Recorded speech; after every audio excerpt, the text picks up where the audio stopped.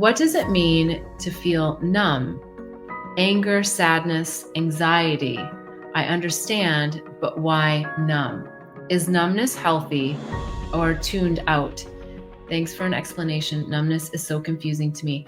Numbness, it's a great question, and it's disassociation. It's like shock. When something really major happens to us and we go into shock, it's like our system says, I can't handle all this. Like our nervous system says, I don't know what to do with this. And so we go into shock. Like I'm using maybe a more dramatic example. I know you're not exactly saying this, but then we become numb, right? We literally kind of freeze and go, I'm not going to feel this.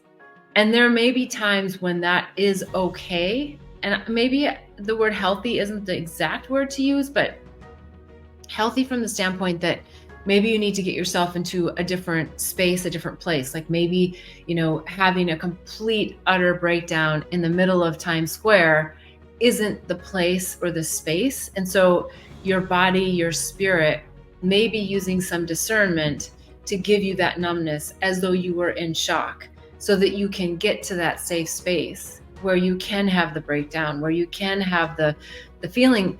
Keep in mind, I know you know this, but we get programmed from a young age, most of us, don't cry, get up, get moving. And we don't acknowledge sometimes, because we want our kids to be like, yeah, suck it up and keep moving, or, and sometimes it's not that dramatic, but it's like, pull it together. We want everybody to move through it much faster. I mean, how many times have we seen a parent say, oh, honey, cry it out.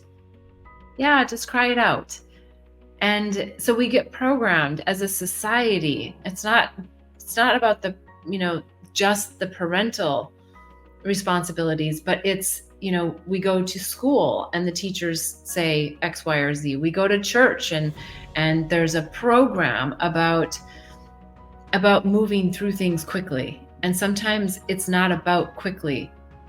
Sometimes the wounds that happen to us that appear to be like, oh, this happened right now, and it's like a trigger, but it's set up for you potentially from lifetimes. It's something that could be ancestral coming down the line.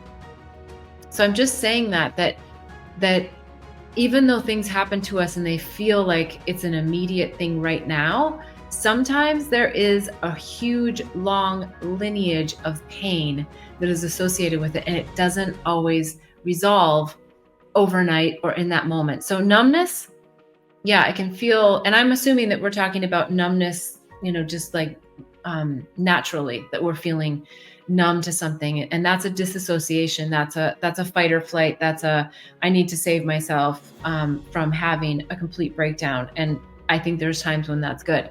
Now, if we're talking about numbness, which I'm not picking this up here, if we're talking about numbness where we go to drugs, alcohol, things that, completely shift our state, then that's a whole nother thing. And that often happens, is that when we don't have the coping mechanisms, and again, I know I'm going off of this question because vibrationally I'm not feeling this, but it feels relevant to bring in this topic of numbness, that a lot of times when people don't want to feel the pain of something, drugs and alcohol, movies, and again, there's nothing bad with movies. There's nothing bad with alcohol per se. It's how we use it and how much we use it. Sometimes, yeah, we just need to have a good time, and there's nothing wrong with having a drink. There's nothing wrong. It's a spirit, right? Alcohol is called spirits for a reason. But when we rely on those things as state shifters, that's where things start to go awry for us, because then we're not using our innate skill set, our innate toolbox to help us, get back to that.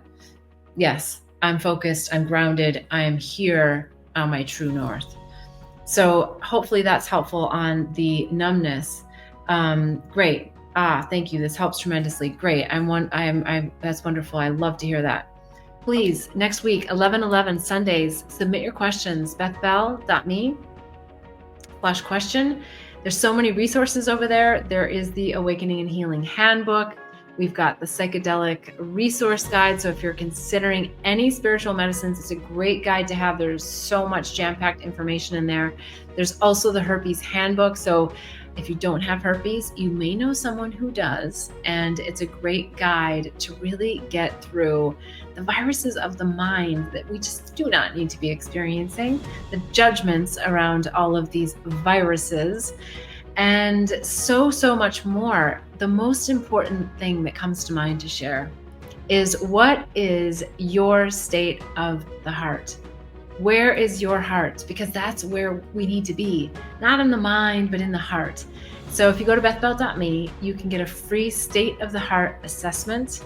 I think it's about 21 questions, and they're very specific, and we'll send you results based on your responses, which state of the heart you are in. And there's some tips, tools, techniques that come as a result of that as well. Now, if you want to go a little bit deeper on your journey, like if all of this is resonating and yet you're like, I want to have more interaction, I want to have more deeper discussion, apply for the Awaken Inner Wisdom membership. It's not for everybody, but it's certainly for people who want to go deeper in the journey, where we go into all things spiritual, all things expanded states of consciousness. And I would highly encourage you to apply to the Awaken Inner Wisdom membership. You can check the links below. I would love to see you next week on Awaken Inner Wisdom, 11:11 Pacific time. So until then, wishing you much bliss and love on the journey. Namaste.